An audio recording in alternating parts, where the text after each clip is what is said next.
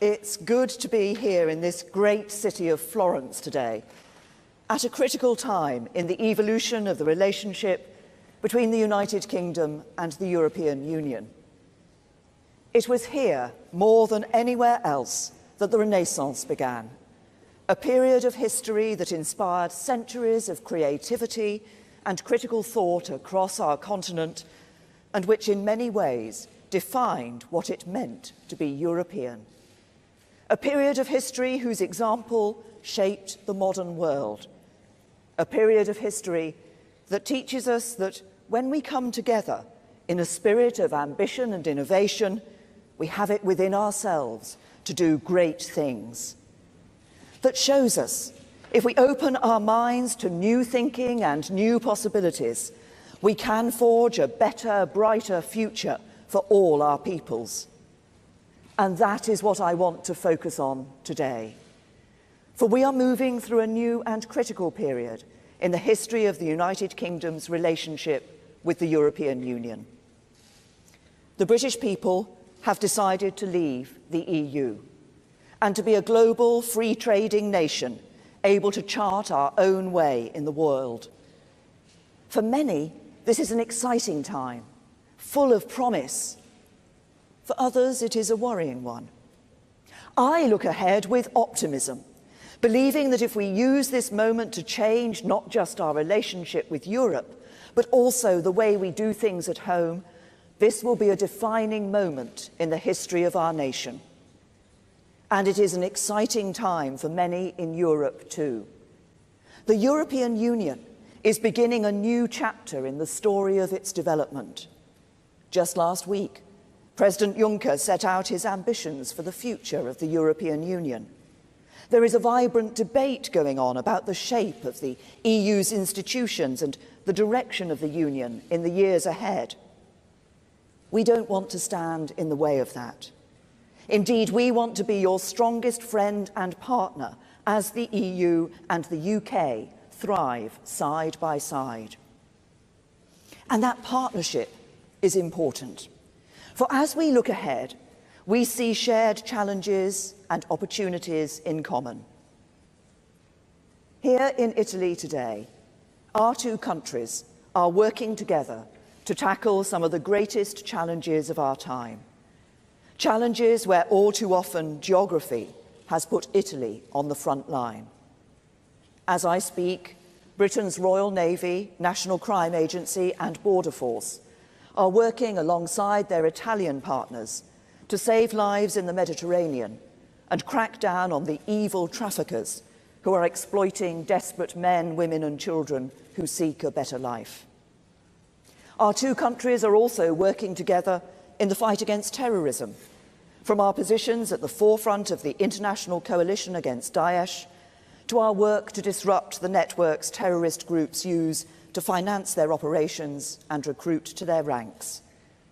And earlier this week, I was delighted that Prime Minister Gentiloni was able to join President Macron and myself in convening the first ever UN summit of government and industry to move further and faster in preventing terrorist use of the internet. Mass migration and terrorism are but two examples of the challenges to our shared European interests and values that we can only solve in partnership. The weakening growth of global trade, the loss of popular support for the forces of liberalism and free trade that is driving moves towards protectionism, the threat of climate change, depleting and degrading the planet we leave for future generations, and most recently, the outrageous proliferation of nuclear weapons by North Korea with a threat to use them. Here on our own continent, we see territorial aggression to the east, and from the south, threats from instability and civil war, terrorism, crime, and other challenges which respect no borders.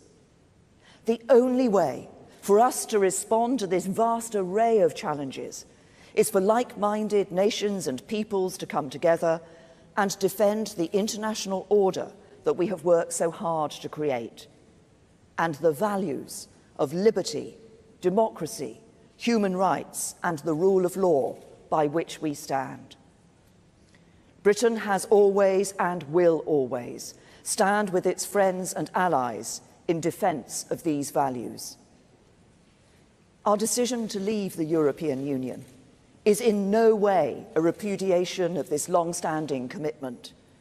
We may be leaving the European Union, but we are not leaving Europe.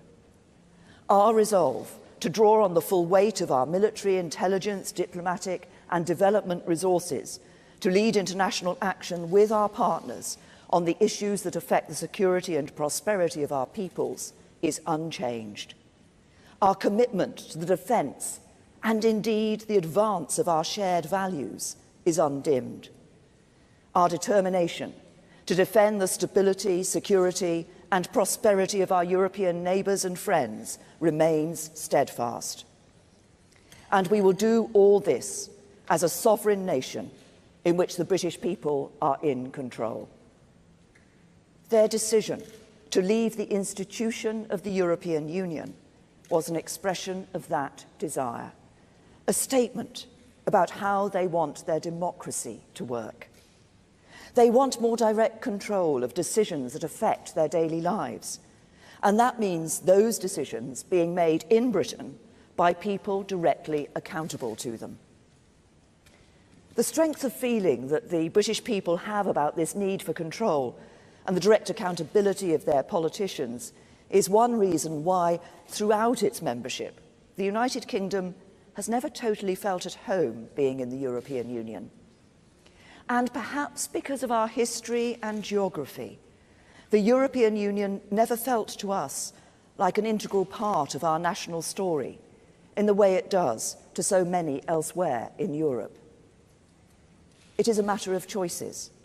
The profound pooling of sovereignty that is a crucial feature of the European Union permits unprecedentedly deep cooperation, which brings benefits.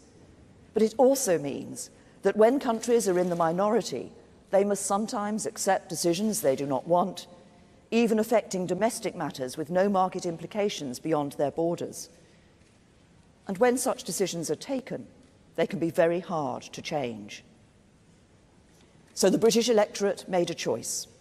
They chose the power of domestic democratic control over pooling that control, strengthening the role of the UK Parliament and the devolved Scottish Parliament, Welsh and Northern Ireland assemblies in deciding our laws. That is our choice. It does not mean that we are no longer a proud member of the family of European nations, and it does not mean we are turning our back on Europe, or worse, that we do not wish the EU to succeed. The success of the EU is profoundly in our national interest and that of the wider world. But having made this choice, the question now is whether we, the leaders of Britain and of the EU's member states and institutions, can demonstrate that creativity, that innovation, that ambition that we need to shape a new partnership to the benefit of all our people. I believe we must, and I believe we can. For while the UK's departure from the EU is inevitably a difficult process, it is in all of our interests for our negotiations to succeed. If we were to fail or be divided, the only beneficiaries would be those who reject our values and oppose our interests. So I believe that we share a profound sense of responsibility to make this change work smoothly and sensibly, not just for people today, but for the next generation who will inherit the world we leave them. The eyes of the world are on us.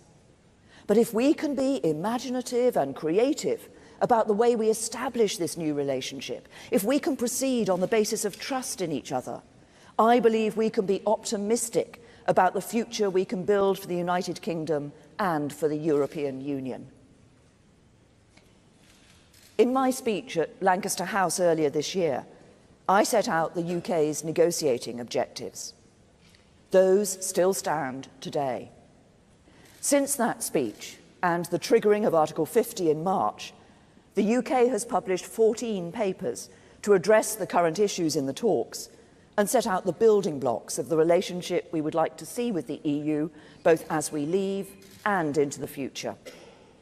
We've now conducted 3 rounds of negotiations, and while at times those negotiations have been tough, it's clear that thanks to the professionalism and diligence of David Davis and Michel Barnier, we have made concrete progress on many important issues. For example, we have recognised from the outset there are unique issues to consider when it comes to Northern Ireland. The UK government, the Irish government and the EU as a whole have been clear that through the process of our withdrawal, we will protect progress made in Northern Ireland over recent years and the lives and livelihoods that depend on this progress. As part of this, we and the EU have committed to protecting the Belfast Agreement and the Common Travel Area. And looking ahead, we have both stated explicitly that we will not accept any physical infrastructure at the border. We owe it to the people of Northern Ireland, and indeed to everyone on the island of Ireland, to see through these commitments.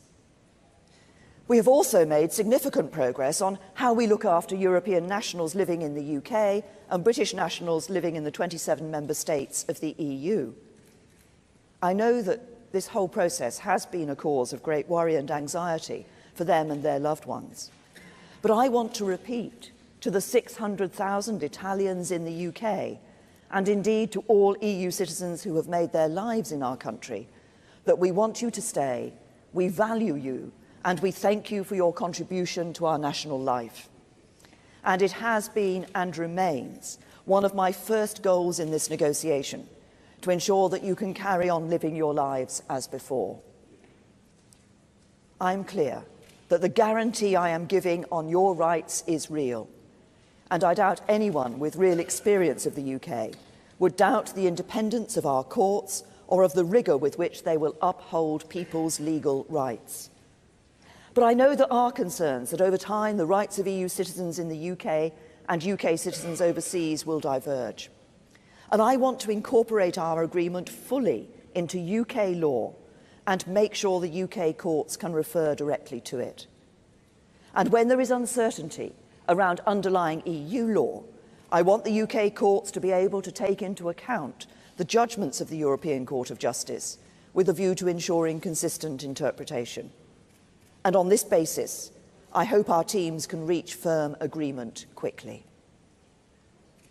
Now, at the moment, the negotiations are focused on the arrangements for the UK's withdrawal from the EU, but we need to move on to talk about our future relationship. Of course, we recognise that we can't leave the EU and have everything stay the same.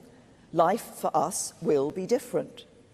But what we do want, and what we hope that you, our European friends, want too, is to stay as partners who carry on working together for our mutual benefit. In short, we want to work hand in hand with the European Union rather than as part of the European Union. That is why in my speech at Lancaster House, I said that the United Kingdom would seek to secure a new, deep and special partnership with the European Union. And this should span both a new economic relationship and a new relationship on security. So let me set out what each of these relationships could look like before turning to the question of how we get there. Let me start with the economic partnership. The United Kingdom is leaving the European Union. We will no longer be members of its single market or its customs union, for we understand that the single market's 4 freedoms are indivisible for our European friends. We recognise that the single market is built on a balance of rights and obligations, and we do not pretend that you can have all the benefits of membership of the single market without its obligations. So our task is to find a new framework that allows for a close economic partnership, but holds those rights and obligations in a new and different balance. But as we work out together how to do so, we don't start with a blank sheet of paper, like other external partners negotiating a free trade deal from scratch have done.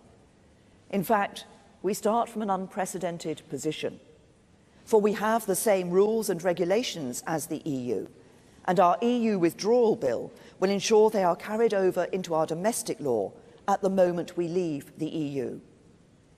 So the question for us now in building a new economic partnership is not how we bring our rules and regulations closer together, but what we do when one of us wants to make changes. Now, one way of approaching this question is to put forward a stark and unimaginative choice between two models, either something based on European Economic Area membership or a traditional free trade agreement, such as that the EU has recently negotiated with Canada. I don't believe either of these options would be best for the UK or best for the European Union. European Economic Area membership would mean the UK having to adopt at home, automatically and in their entirety, new EU rules, rules over which in future we will have little influence and no vote. Such a loss of democratic control could not work for the British people. I fear it would inevitably lead to friction and then a damaging reopening of the nature of our relationship in the near future, the very last thing that anyone on either side of the Channel wants. As for a Canadian-style free trade agreement, we should recognise that this is the most advanced free trade agreement the EU has yet concluded and a breakthrough in trade between Canada and the EU. But compared with what exists between Britain and the EU today, it would nevertheless represent such a restriction on our mutual market access that it would benefit neither of our economies. Not only that, it would start from the false premise that there is no pre-existing regulatory relationship between us, and precedent suggests that it could take years to negotiate. We can do so much better than this. As I said at Lancaster House, let us not seek merely to adopt a model already enjoyed by other countries. Instead, let us be creative as well as practical in designing an ambitious economic partnership which respects the freedoms and principles of the EU and the wishes of the British people. And I believe there are good reasons for this level of optimism and ambition. First of all, the UK is the EU's largest trading partner, one of the largest economies in the world, and a market of considerable importance for many businesses and jobs across the continent. And the EU is our largest trading partner, so it is in all our interests to find a creative solution. And the EU has shown in the past that creative arrangements can be agreed in other areas. For example, it's developed a diverse array of arrangements with neighbouring countries outside the EU, both in economic relations and in justice and home affairs. Furthermore, we share the same set of fundamental beliefs. A belief in free trade, rigorous and fair competition, strong consumer rights, and that trying to beat other countries' industries by unfairly subsidising one's own is a serious mistake. So there is no need to impose tariffs where we have none now, and I don't think anyone sensible is contemplating this. And as we've set out in a future partnership paper, when it comes to trade in goods, we will do everything we can to avoid friction at the border. But of course, the regulatory issues are crucial. We share a commitment to high regulatory standards. People in Britain do not want shoddy goods, shoddy services, a poor environment, or exploitative working practices. And I can never imagine them thinking those things to be acceptable.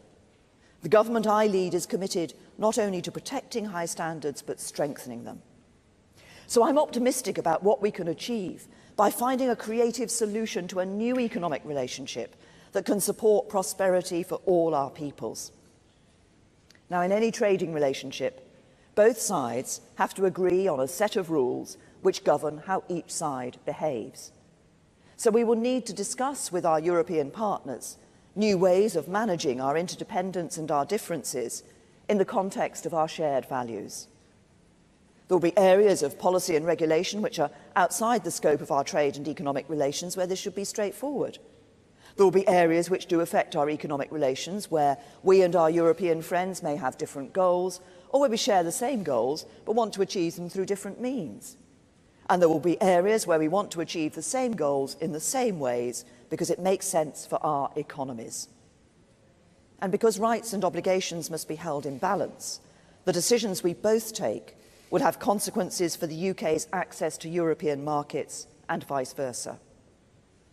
To make this partnership work, because disagreements inevitably arise, we will need a strong and appropriate dispute resolution mechanism. It is, of course, vital that any agreement reached, its specific terms and the principles on which it is based, are interpreted in the same way by the European Union and the United Kingdom, and we want to discuss how we do that. This could not mean the European Court of Justice, or indeed UK courts being the arbiter of disputes about the implementation of the agreement between the UK and the EU, however. It wouldn't be right for one party's court to have jurisdiction over the other. But I am confident we can find an appropriate mechanism for resolving disputes. So this new economic partnership would be comprehensive and ambitious. It would be underpinned by high standards and a practical approach to regulation that enables us to continue to work together in bringing shared prosperity to our peoples for generations to come. Let me turn to the new security relationship that we want to see. To keep our people safe and to secure our values and interests, I believe it is essential that, although the UK is leaving the EU, the quality of our cooperation on security is maintained. We believe we should be as open-minded as possible about how we continue to work together on what can be life and death matters. Our security cooperation is not just vital because our people face the same threats, but also because we share a deep historic belief in the same values, the values of peace, democracy, human rights, and the rule of law. Of course, there is no pre-existing model for cooperation between the EU and external partners, which replicates the full scale and depth of the collaboration that currently exists between the EU and the UK on security, law enforcement, and criminal justice. But as the threats we face evolve faster than ever, I believe it is vital that we work together to design new dynamic arrangements that go beyond the existing arrangements that the EU has in this area, and draw on the legal models the EU has previously used to structure cooperation with external partners in other fields such as trade. So we are proposing a bold new strategic agreement that provides a comprehensive framework for future security, law enforcement and criminal justice cooperation, a treaty between the UK and the EU. This would complement the extensive and mature bilateral relationships that we already have with European friends to promote our common security. Our ambition would be to build a model that is underpinned by our shared principles, including high standards of data protection and human rights. It would be kept sufficiently versatile and dynamic to respond to the ever-evolving threats that we face. And it would create an ongoing dialogue in which law enforcement and criminal justice priorities can be shared and, where appropriate, tackled jointly. We are also proposing a far-reaching partnership on how we protect Europe together from the threats we face in the world today, how we work together to promote our shared values and interests abroad, whether security, spreading the rule of law, dealing with emerging threats, handling the migration crisis, or helping countries out of poverty. The United Kingdom has outstanding capabilities. We have the biggest defence budget in Europe and one of the largest development budgets in the world. We have a far-reaching diplomatic network and world-class security, intelligence and law enforcement services. So what we are offering will be unprecedented in its breadth, taking in cooperation on diplomacy, defence and security and development. And it will be unprecedented in its depth, in terms of the degree of engagement that we would aim to deliver. It is our ambition to work as closely as possible together with the EU, protecting our people, promoting our values, and ensuring the future security of our continent. The United Kingdom is unconditionally committed to maintaining Europe's security, and the UK will continue to offer aid and assistance to EU member states that are the victims of armed aggression, terrorism, and natural or man-made disasters. Taken as a whole, this bold new security partnership will not only reflect our history and the practical benefits of cooperation in tackling shared threats, but also demonstrate the UK's genuine commitment to promoting our shared values across the world, and to maintaining a secure and prosperous Europe. That is the partnership I want Britain and the European Union to have in the future. None of its goals should be controversial. Everything I've said is about creating a long-term relationship through which the nations of the European Union and the United Kingdom can work together for the mutual benefit of all our people. If we adopt this vision of a deep and special partnership, the question is then how we get there, how we build a bridge from where we are now to where we want to be. The United Kingdom will cease to be a member of the European Union on the 29th of March 2019. We will no longer sit at the European Council table or in the Council of Ministers, and we will no longer have members of the European Parliament. Our relations with countries outside the EU can be developed in new ways, including through our own trade negotiations, because we will no longer be an EU country and we will no longer directly benefit from the EU's future trade negotiations.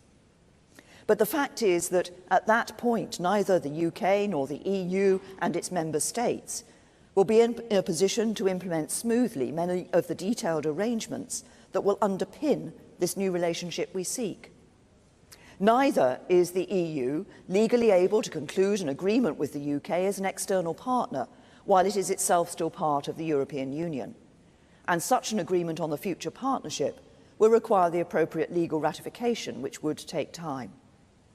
It's also the case that people and businesses, both in the UK and in the EU, would benefit from a period to adjust to the new arrangements in a smooth and orderly way. As I said in my speech at Lancaster House, a period of implementation would be in our mutual interest. And that is why I am proposing that there should be such a period after the UK leaves the EU. Clearly, people, businesses and public services should only have to plan for one set of changes in the relationship between the UK and the EU. So during the implementation period, access to one another's markets should continue on current terms, and Britain should also continue to take part in existing security measures. And I know businesses in particular would welcome the certainty this would provide. The framework for this strictly time-limited period, which can be agreed under Article 50, would be the existing structure of EU rules and regulations. How long the period is should be determined simply by how long it will take to prepare and implement the new processes and new systems that will underpin that future partnership. For example, it will take time to put in place the new immigration system required to retake control of the UK's borders. So during the implementation period, people will continue to be able to come and live and work in the UK, but there will be a registration system, an essential preparation for the new regime. As of today, these considerations point to an implementation period of around 2 years. But because I don't believe that either the EU or the British people will want the UK to stay longer in the existing structures than is necessary, we could also agree to bring forward aspects of that future framework, such as new dispute resolution mechanisms, more quickly, if this can be done smoothly.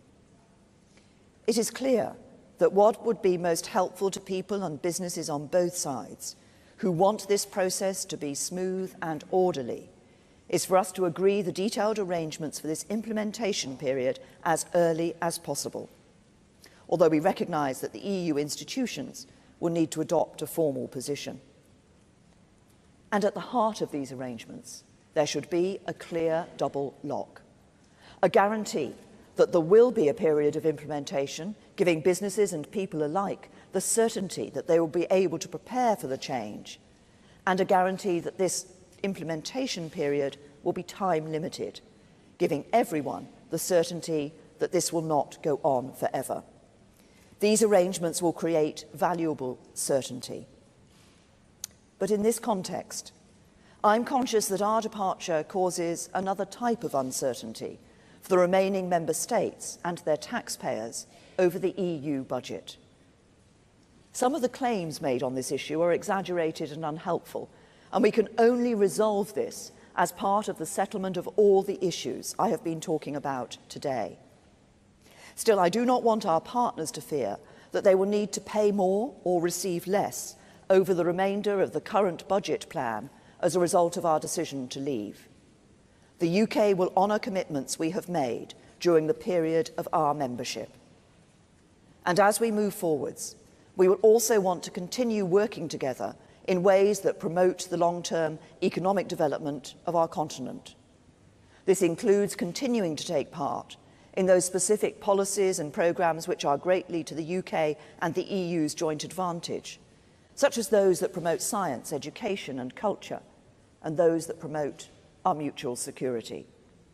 And as I set out in my speech at Lancaster House, in doing so we would want to make an ongoing contribution to cover our fair share of the costs involved.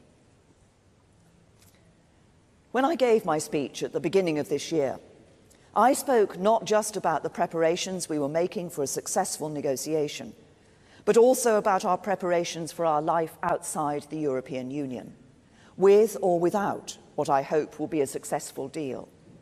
And the necessary work continues on all these fronts so that we are able to meet any eventual outcome.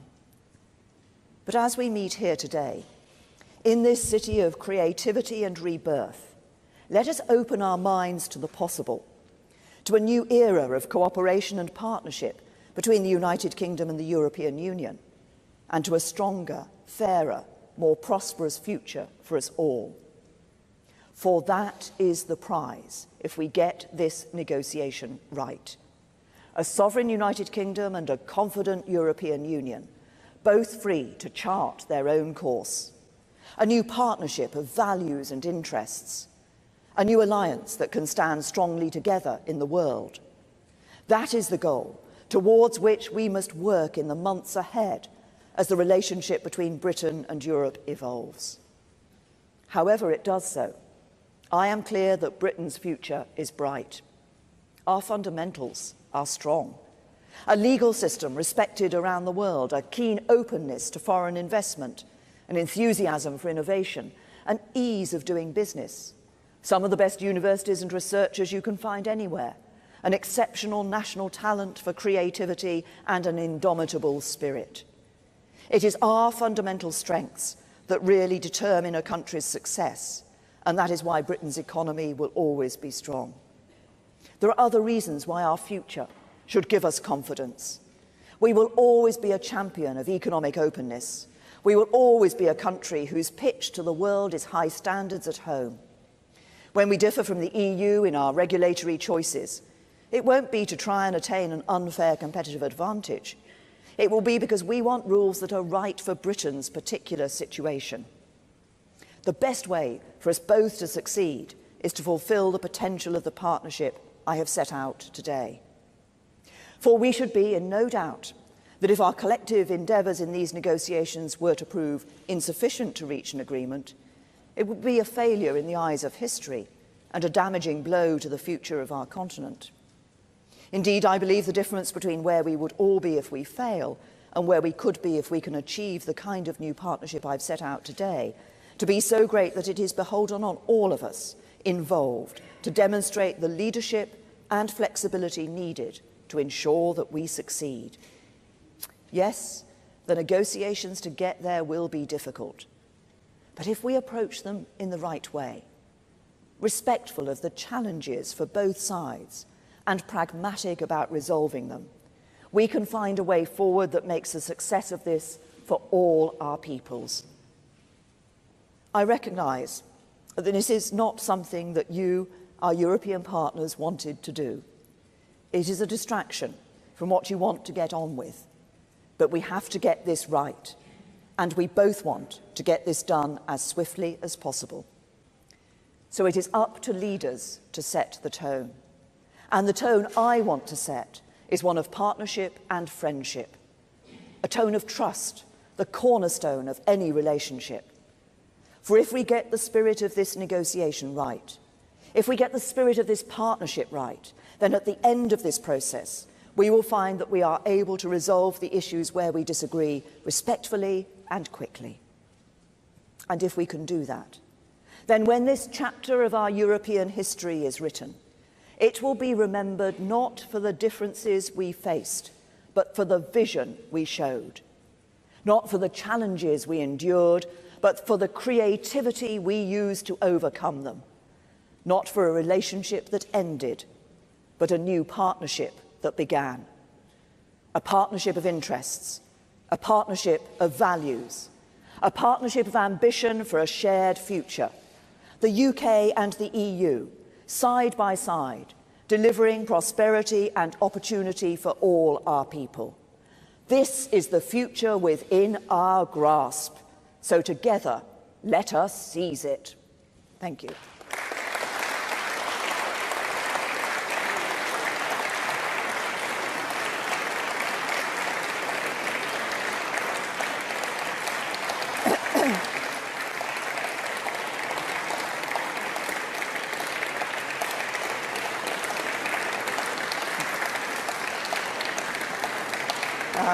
Thank you. There is an opportunity for some questions from the media. As we're in Italy, I will go first to, I think, is Monia Venturini from RAI Uno here? Monia. As you said, 600,000 Italians now live and work in the UK, and you said you want them to remain. How? What is going to change for them? I guess something is going to change. Well, we've set out that for those citizens, EU citizens currently living in the United Kingdom who've made the UK their home, including those 600,000 Italians who are in the United Kingdom, we want them to be able to stay and to have the same rights as they have at the moment. And we've negotiating this with the European Union because, of course, as the British Prime Minister, I want UK nationals living here in Italy and elsewhere in the European Union to be able to maintain their rights too. We're very close to ensuring that we have that agreement, and I've set out today what I hope is a reassurance that those Italian citizens living in the United Kingdom, as we move ahead, will know that it is our legal system that will guarantee those rights into the future. I think that's what people want to know. From my point of view, I value the contribution that Italian citizens have made in the United Kingdom. I have quite a few Italian citizens living in my own constituency and playing a very real part in our social and economic life there. And I want to ensure that those Italian citizens who are in the UK at the moment know that we want you to stay, we value your contribution, and what I'm setting forward today is a guarantee of your rights for the future. Thank you. Laura. Thank you, Prime Minister. Laura Kunsberg, BBC News. What do you say to voters at home who chose to leave, who might be rather angry to hear that the immigration rules will be roughly the same for another few years, markets will be roughly the same for another few years, the European courts will still have a role for another 5 years, potentially until 2021, 5 years after the referendum? Aren't they justified in being a bit cross about that? And also, if I may, in your view, is no deal still better than a bad deal? Yes, on that last point, we continue to believe that. But the important thing, Laura, is what I have done today is set out an entire speech which is about what a great deal we can have for the future partnership between the UK and the European Union if we approach this with ambition and creativity. I've set out how we can do that today and achieve a deal that I believe is in the best interests not just of UK citizens but of people living across the remaining 27 states within what will be the remaining European Union. And on the issue of immigration that you have set out, people voted to leave the EU, and at the end of March 2019 we will leave the European Union. But I think people also voted to ensure that that process of leaving could be orderly and smooth so that people had confidence in their future and businesses had confidence in their future too.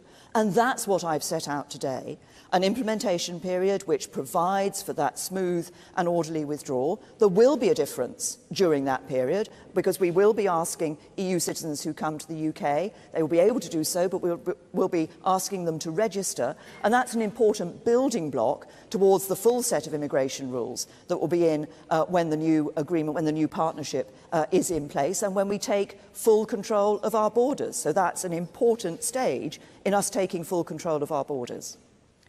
Faisal. Prime Minister, on the implementation transition phase, you said that we'd still be under EU regulations and laws. Do you rule out being a member of the European Economic Area during that period.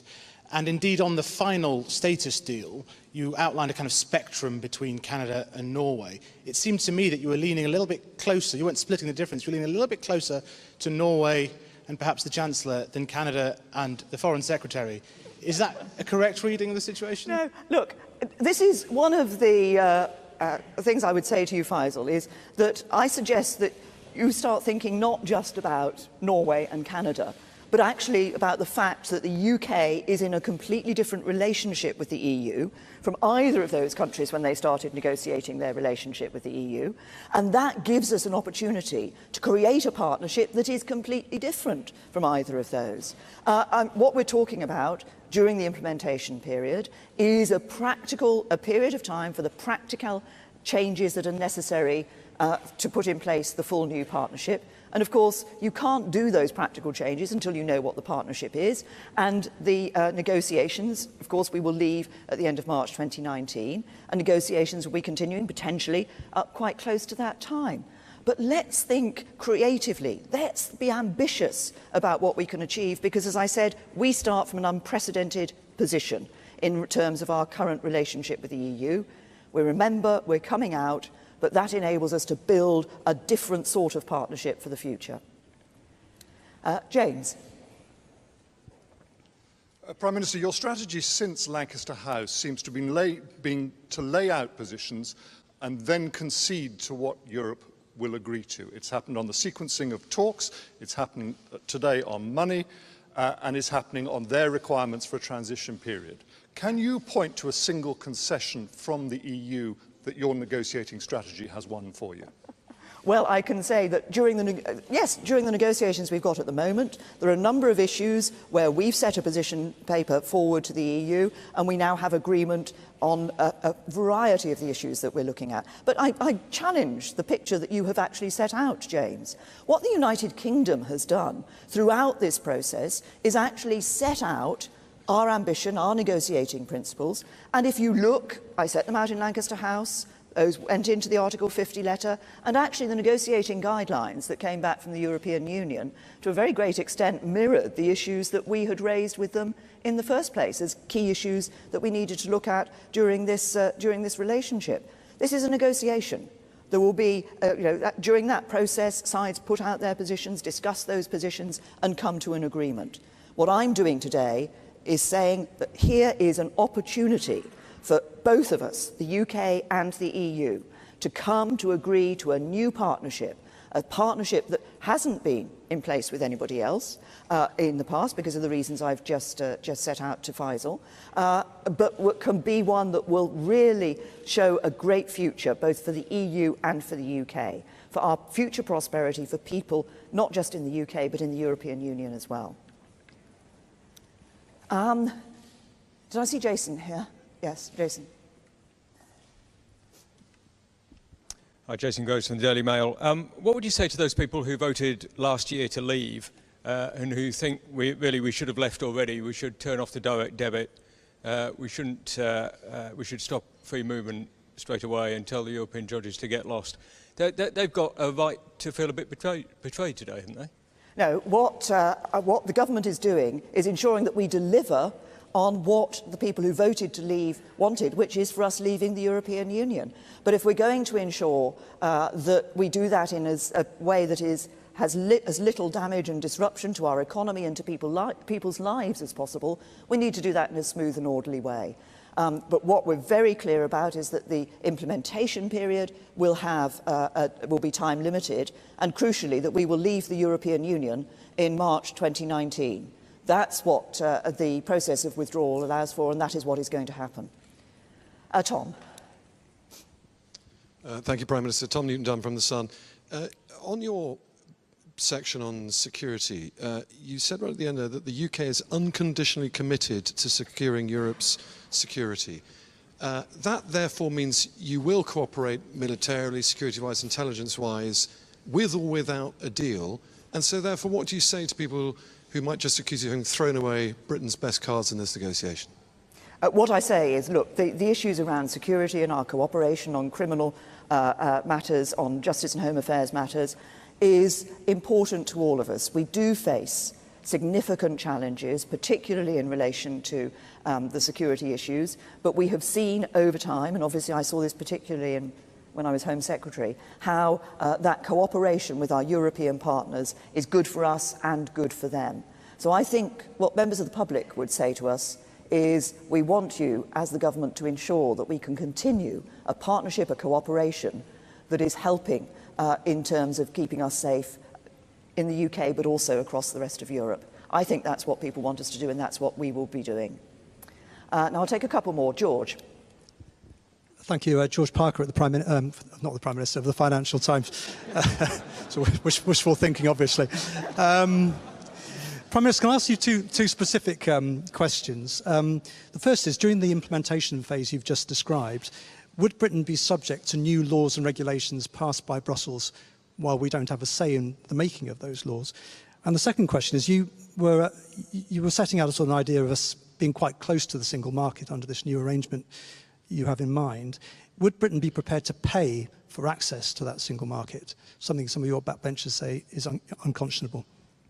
What as I said in the speech, during the implementation period, we would, and this is because it's in the interest of individuals and businesses to be able to actually have a period of time when they can make the adjustment to the new relationship, make the changes necessary, be it in IT systems or whatever, but actually know the basis on which they're going to be operating during that period, that it would be operating on the current rules and framework. Now, of course, the details of that would have to be part of the negotiation. What I've set out here is a principle in relation to that, and I think that's important. I think it's important in the interests. As I say, it's not just of businesses, but actually of individuals as well, so people know where they stand.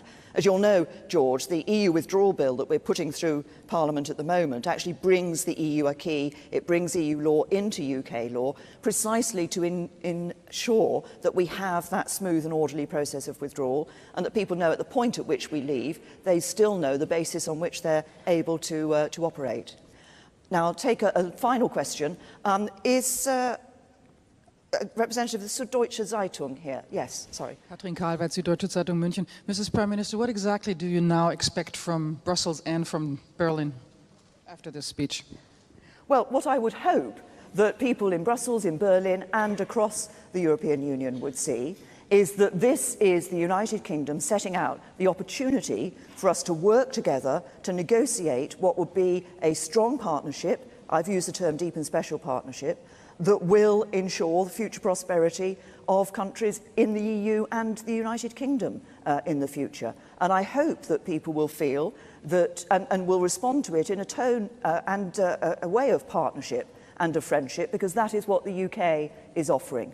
And I think it's important not just for the UK, but I think for the whole of the European Union. The EU, the remaining 27, will be considering what their future is as an EU, what the future structures of that should be. We want the EU to continue to be strong. It is in our national interest for the EU to continue to be successful. What I've set out today is a way we can go forward together. Sovereign United Kingdom, making its own decisions, but a strong and successful European Union working too. Thank you. You didn't frankly have the balls to put country before party.